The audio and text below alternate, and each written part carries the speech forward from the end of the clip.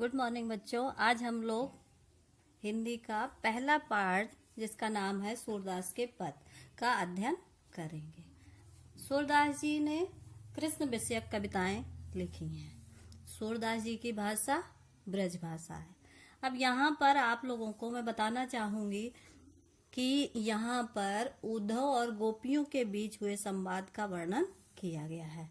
इस पद में उद्धव को गोपियां अत्यंत भाग्यवान बताती हैं, लेकिन यहाँ पर भाग्यवान बताने का आशय यह कदापि नहीं है कि वो बहुत भाग्यशाली हैं।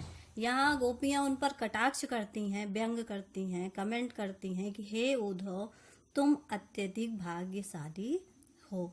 उद्धव, तुम हो अति बड़भागी। हे उद्धव, तुम अत्यधिक भाग्यवान हो। क्यों भाग्यवान है? अपरस रहत स्नेह तगात नाहिन मन अनुरागी। अपरस मीन्स अस्पर्श, स्नेह मीन्स स्नेह, तगात यहाँ तगा का मतलब है धागा, बंधन। उनका कहने का आशय यह है कि कृष्ण के साथ रहते हुए भी तुम्हारा मन उनके प्रेम के बंधन में नहीं बंधा। अनुरागी मीन्स होता है प्रेमी। तुम्हें कृष्ण से प्रेम नहीं हो सका। जिस प्रकार पुरैन पात रहत जल भीतर, पुरैन होता है कमल, पुरैन पात, पात मीन्स होता है पत्ता, पत्तियां। कमल का पत्ता जल के भीतर रहकर भी उसके रस से अपने देह को दाग नहीं लगने देता। अर्थात पुरैन का पत्ता जल में रहते हुए भी उसके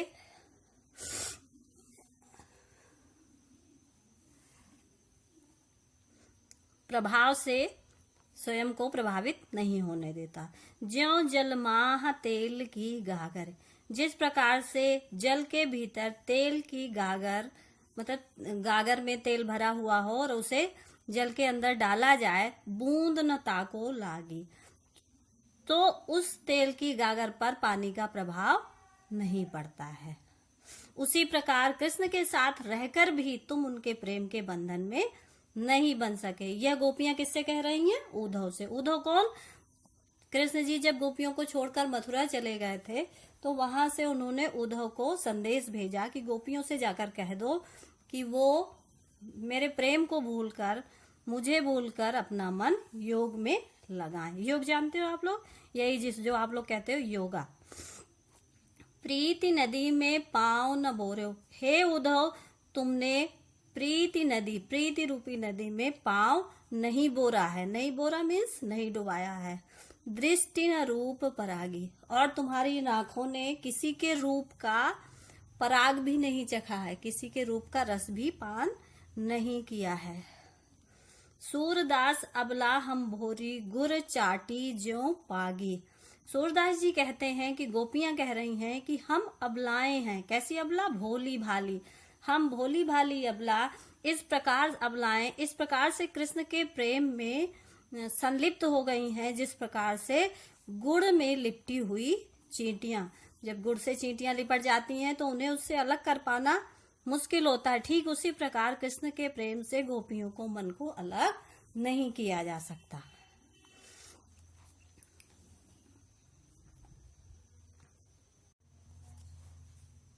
अब आइए देखते हैं अगला पद। गोपियां उद्धव से क्या कह रही हैं? मन की मन ही मांझ रही। मन की मीन्स मन में रहने वाली जो बातें हैं, मांझ मीन्स बीच में, अंदर। गोपियां कहना चाह रही हैं कि हे उद्धव, हमारे मन की बातें सब हमारे मन के भीतर ही रह गईं। कहिए जाय कौन पे उद्धव, नाही परत कही। गोपियां कह रही हैं कि हे उद्धव, अपनी इन बातों को, इन प्रेम की बातों को हम किससे जाकर कहें, क्योंकि ये बातें ऐसी होती हैं कि ये हर किसी से नहीं कही जा सकती, क्योंकि किसी से इन बातों को कहने का तात्पर्य यह है कि हमारी मर्यादा नष्ट होती है, लोग हमारा मजाक बनाते हैं। अवधि आधार आस आवन की। अवधि मीन्स होता है समय, आधार सहारा, आस आशा, आवन की मीन्स आने की। तन मन बिथा सही, तन और मन ने इस व्यथा को सहा, मतलब उनके आने का जो एक आधार था, एक आशा थी, उम्मीद थी कि वो लौटकर आएंगे। कहाँ आएंगे? मथुरा से गोकुल लौटकर आएंगे और गोपियों को उनका प्रेम पुनः प्राप्त होगा। लेकिन अब उन्हें लग रहा है, गोपियों को लग रहा है कि उनके तन और मन ने यह जो विरह व्यथा है ये बेवजह ही सहन की है। अब इन जोग संदेशन सुन सुन, अब यह जोग संदेश, जो योग का संदेश सुन सुन में सुन सुन कर बिरहिन बिरह दही, बिरहिने कौन? गोपियां विरह की अग्नि में और अधिक जलने लगी। उनका कहने का तात्पर्य यह है कि उन्हें उम्मीद थी कि कृष्ण आएंगे और उन्हें उनका प्रेम पुनः प्राप्त होगा, लेकिन कृष्ण ने उन्हें योग का संदेश भेज दिया, वो भी किससे? उद्धव के हाथ। अब उन्हें लग रहा है कि उनके तन और मन ने बेवजह ही यह विरह का सहन किया है। चाहती हुती गुहार जितहिते, गोपियां कह रही हैं कि हम जिधर से ये उम्मीद किए हुए थे, ये आशा लगाए हुए थे कि जो हमारी रक्षा करेगा उसी ने ही उल्टी धार बहा दी, उसी की ओर से ही उल्टा संदेश आ गया। क्योंकि प्रेम का नियम यह है कि प्रेम के बदले में व्यक्ति प्रेम की उम्मीद करता है, प्रेम की आशा करता है, लेकिन यहाँ क्या हुआ? यहाँ उल्टी धार बह गई। कृष्ण ने प्रेम के बदले में योग संदेश भेज दिया गोपियों के लिए। इसलिए गोपियां निराश हैं और ये कह रही हैं, शिकायत कर रही हैं कि हम जिधर से अपनी सहारे की उम्मीद कर रहे थे उन्होंने ही हमें धोखा दिया है।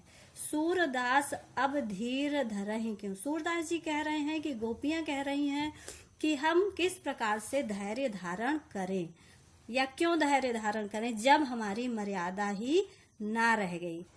जो प्रेम की मर्यादा थी जब वही समाप्त हो गई, मर्यादा ही नष्ट हो गई, तो हम अब अपने मन को किस प्रकार समझाएं, किस प्रकार धैर्य धारण करें। ताकते किसी भी स्थिति में वो लकड़ी को अपने पैरों से अलग नहीं करता है। इसीलिए गोपियां यहाँ पर यह उपमा दे रही हैं, ये बता रही हैं कि जो हमारे भगवान कृष्ण जी हैं, हरि हैं, वो हारिल की लकड़ी के समान हैं। अब यहाँ हारिल की लकड़ी किसे कहा गया? श्री कृष्ण को। और हारिल कौन हो गया? गोपियां। मन क्रम वचन नंद नंदन, मन वचन और कर्म से गोपियां कह रही हैं कि हम लोगों ने मन वचन और कर्म से नंद नंदन, नंद बाबा के नंदन अर्थात नंद के पुत्र, उर्मिज हृदय, यह दृढ़ कर पकड़ी, हमने नंद नंदन के पुत्र को मन वचन और कर्म से दृढ़ मीन्स मजबूती से पकड़ रखा है।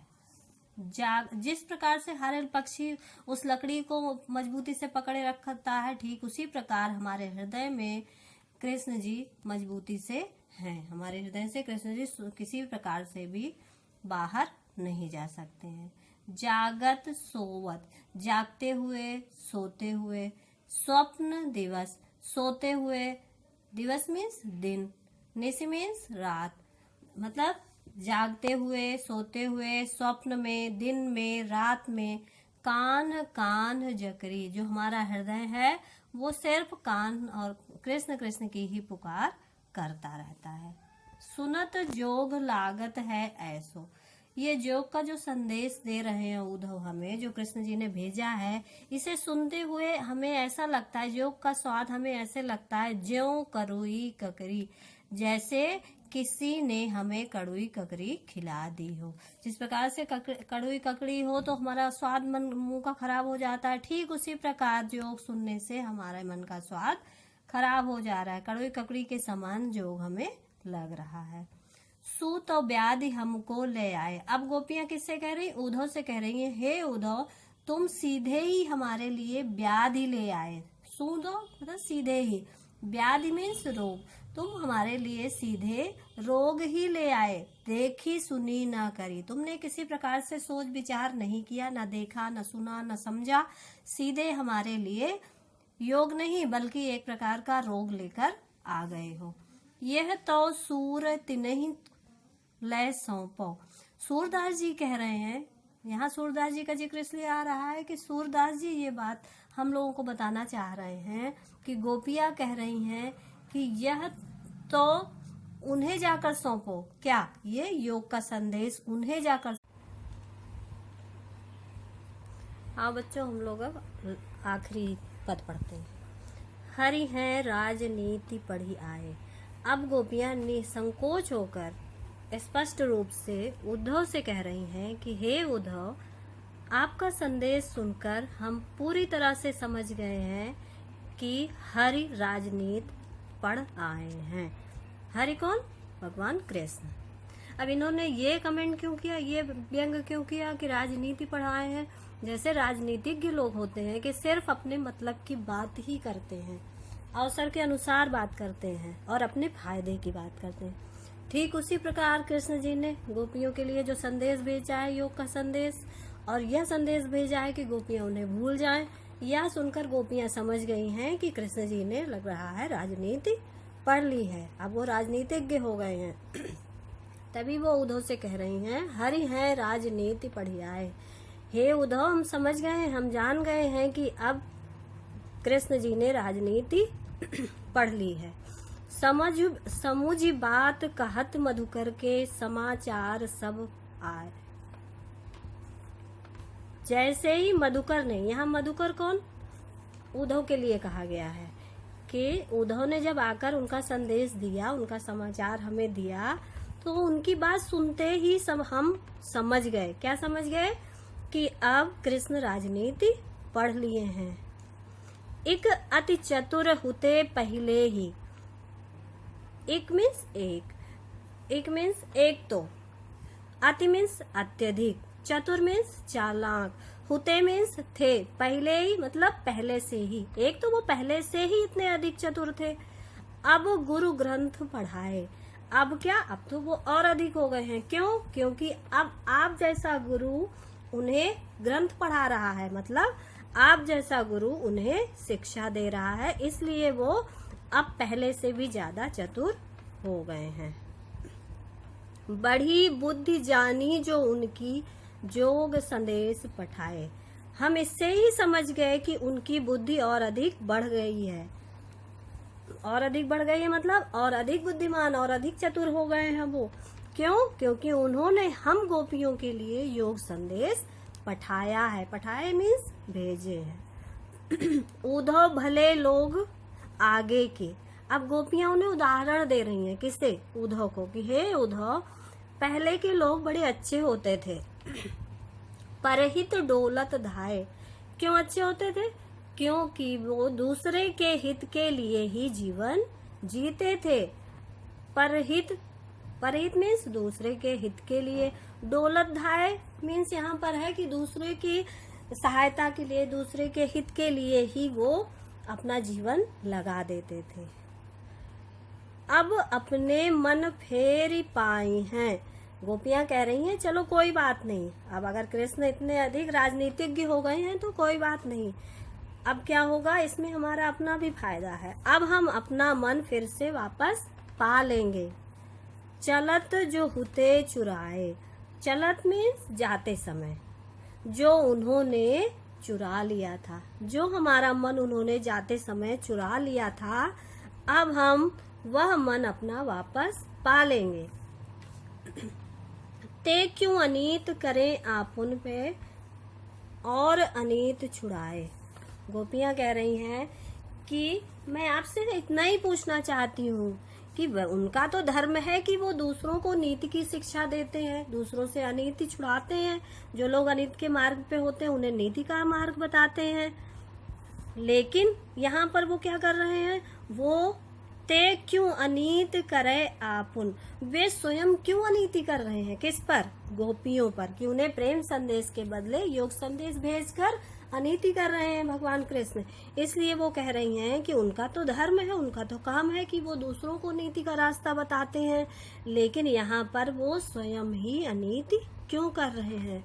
राज धर्म तो यह सूर जो प्रजा न जाहि सताए।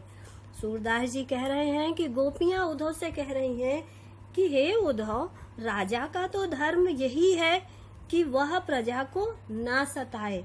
यहाँ श्री कृष्ण कौन है? राजा हैं। किसके लिए? गोपियों के लिए। वो कह रही हैं श्री कृष्ण भी तो राजा हैं और एक राजा का ये धर्म होता है कि वो अपने प्रजा को ना सताए, हर तरह से उनकी सुरक्षा करे, रक्षा करे, उनका ध्यान रखे।